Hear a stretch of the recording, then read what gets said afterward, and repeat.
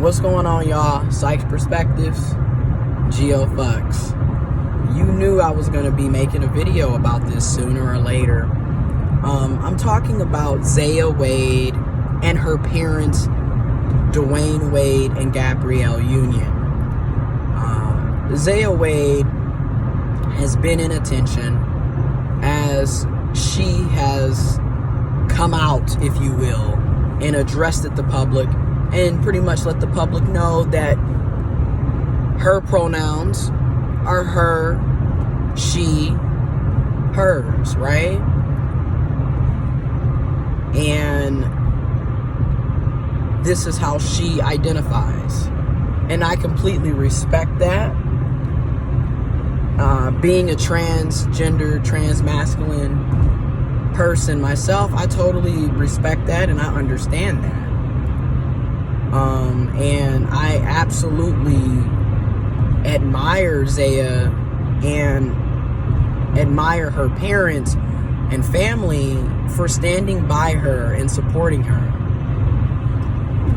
And I think it's amazing to see a black cisgendered man and a black cisgendered woman in a heterosexual relationship support their child.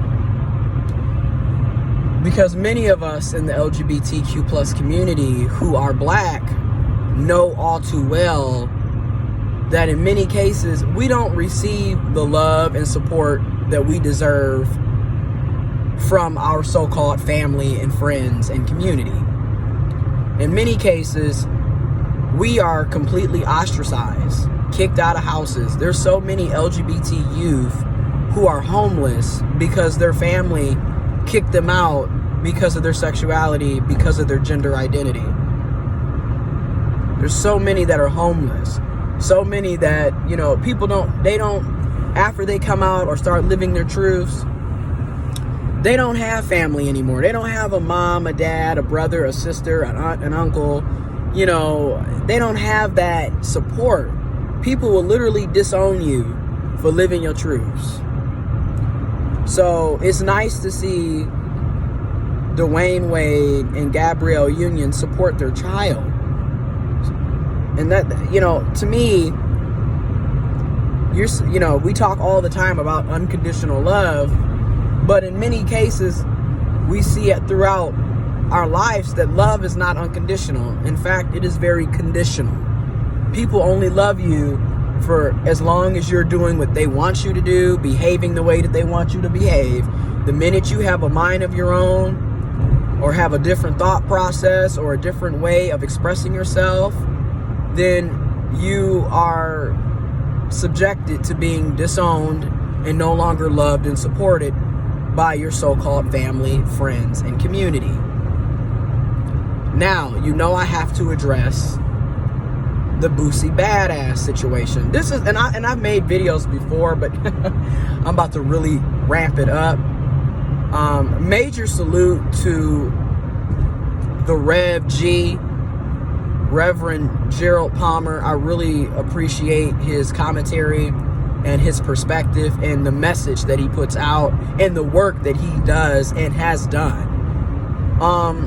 So with Boosie Badass, again, for the life of me, I'll never understand why cisgendered heterosexual men, particularly cisgendered heterosexual black men, are always up in arms about someone else's sexuality and someone else's gender identity. And let's make it clear. Sexuality and gender are two different concepts. They are not the same concept. They are not the same thing. Okay?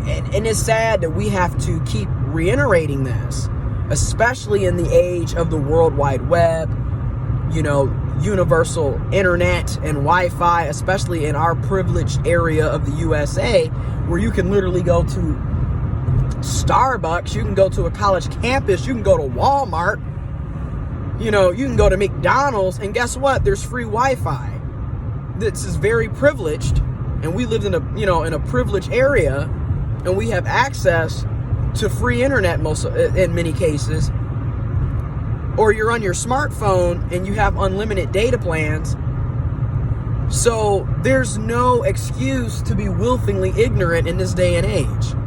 You should know by now that sexuality and gender are two different things. They are not the same thing. But again, people choose to be ignorant, choose to be homophobic, choose to be transphobic, choose to be dumbasses and bigots and closed-minded. Anyways, so you got these cisgendered heterosexual men, particularly cisgendered heterosexual black men such as Bootsy Badass,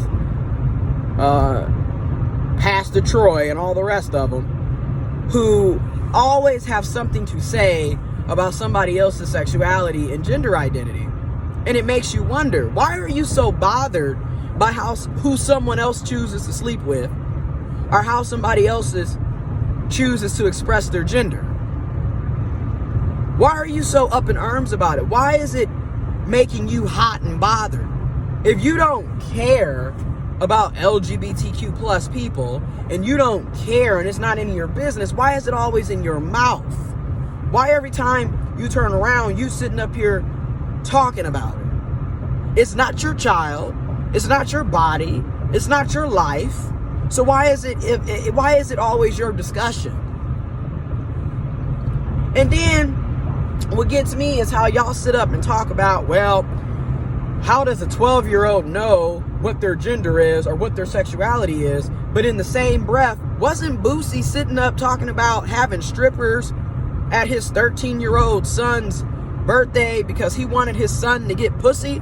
But so your 13-year-old son is ready to have sex, and you're pushing your sexuality on your son at 13. But a 12-year-old can't identify as she and her.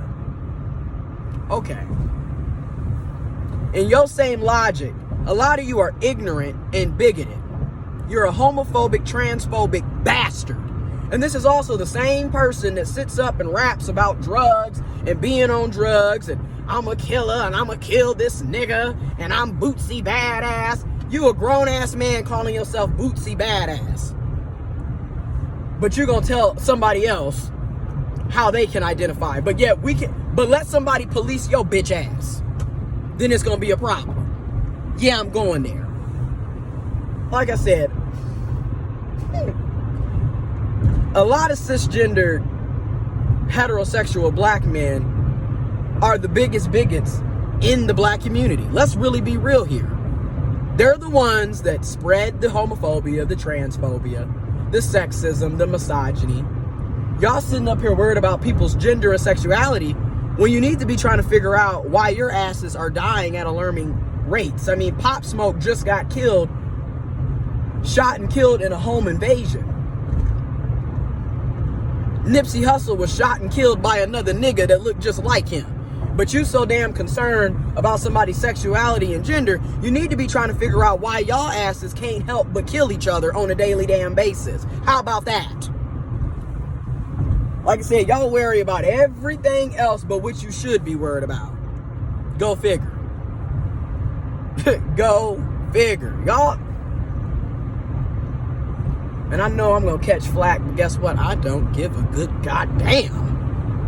Cancel me, bitch, because I've been saying cancel me. Okay? Unsubscribe, unfollow, don't support. I don't give a good goddamn. Okay? Because I get sick of it. I get sick of it. You know, we sit up here and we want to walk around the elephants in the room. There's so many big, bright elephants in the room. The homophobia, the transphobia, the sexism, the misogyny, the double standards, the hypocrisy, the ableism. All kinds of shit going on in our community. And we want to, and then what gets me is a lot of y'all want to, but the white man's got me down, and racism, and you doing the same damn thing to people that look just like you, but because their gender or sexuality is different than yours, their sex is different than yours, you sit up and you discriminate, harass, kill, murder, slaughter, oppress But let the white man do something to your black, cisgendered, heterosexual nigga ass, and then you want to sit up and cry wolf and play the fucking victim. But then you can turn around and do the same damn thing to people that look just like you. Like I said, and I'm going to say this too. I'm going to say this a long one. I'm going to say this too. I'm done capping, caping, defending, supporting black people that don't support me, right? Because let's not forget, there's a lot of cisgendered, heterosexual black women who do the same thing that these cisgendered, heterosexual black men do. They spew the same ignorance and hate and homophobia and transphobia and internalized misogyny and sexism. Like I said, the minute something happens to y'all, oh, we gotta march, we gotta protest, we gotta rally, Black Lives Matter, oh. But then when something happens to a black trans woman who are literally being systemically murdered in our communities by black men, nobody says a damn thing. When our children are being bullied because they're LGBTQ plus identifying, and our children are committing suicide and dying because they're being treated like shit, nobody says a word.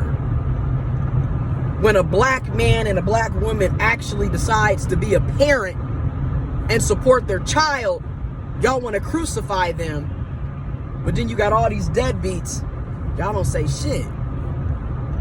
You got all these men who literally abandon their kids on a daily basis by not being there. Y'all don't say shit. But Dwayne Wade, he's supporting his child. Gabrielle Union supporting her child. And y'all up in arms because they're supporting their child. That says a lot about you. For real. More videos to come. Salute, Zaya. I hope you continue to prosper and you continue to receive the love and support that you deserve. And I hope you have a fulfilling life.